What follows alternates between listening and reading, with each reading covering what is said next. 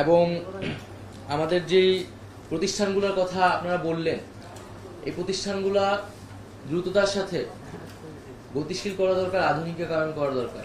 এগুলো খুবই স্থবির অবস্থায় আছে। বিটিভিকে দেখলে মনে হয় এটা 90 দশকে 80 দশকের বিটিভি, এবং ওই জেনারেশনই বিটিভি দেখে, আর কেউ দেখে কিনা আমরা জানি না। একটা তো হচ্ছে তার একটা দলীয়করণ, রাজনীতিকরণ আছে, আর একটা হচ্ছে তার কন্টেন্টগুলোও হচ্ছে মনে হয় যে এই প্রজন্মের জন্য নয়। তো সেই জায়গা থেকে আমি মনে করি সকল প্রতিষ্ঠানগুলোকে আধুনিকায়ন করা উচিত। মানে জাস্ট সরকারি একটা প্রতিষ্ঠান এবং সেখানে কিছু সরকারের পক্ষ থেকে সরকার অ্যাসাইন করে কিছু লোক বসবে, কিছু পদ দখল করে বসে থাকবে, এরকমটা যাতে না হয়। সত্যিকার অর্থে যাতে এই প্রতিষ্ঠানগুলা কাজ করে, এই জন্য আধুনিকায়ন এবং গতিশীল করা উচিত। আমাদের যেই সেন্সর বোর্ড, জুরি বোর্ড এবং এই ধরনের যেই কমিটিগুলো রয়েছে, এই কমিটিগুলো দ্রুত সময়ের মধ্যে পুনর্গঠন করা উচিত। এবং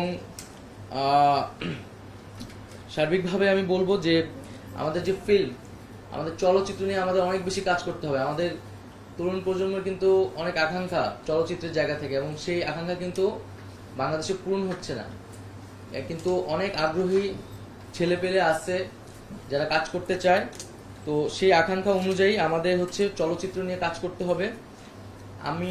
আমরা ইতিমধ্যে জানি যে আমাদের অনেকগুলো চলচ্চিত্র সেন্সরড অবস্থায় আছে। তো সেই চলচ্চিত্রগুলো পুনর্বিবেচনা করা উচিত, এবং যদি কোনো নীতিমালা ভঙ্গ না হয়, এবং তাহলে সেই চলচ্চিত্রগুলোকে দ্রুত সময়ের মধ্যে প্রকাশ করার সুযোগ দেওয়া উচিত। এবং এই সকল ক্ষেত্রে কোনো ধরনের স্বজনপ্রীতি, কোনো ধরনের ব্যক্তিগত পরিচয় যাতে বিবেচনায় না নেওয়া হয়, একেবারেই নীতিমালা এবং যৌক্তিকতার ভিত্তিতে যাতে সকল বিবেচনা করা হয়।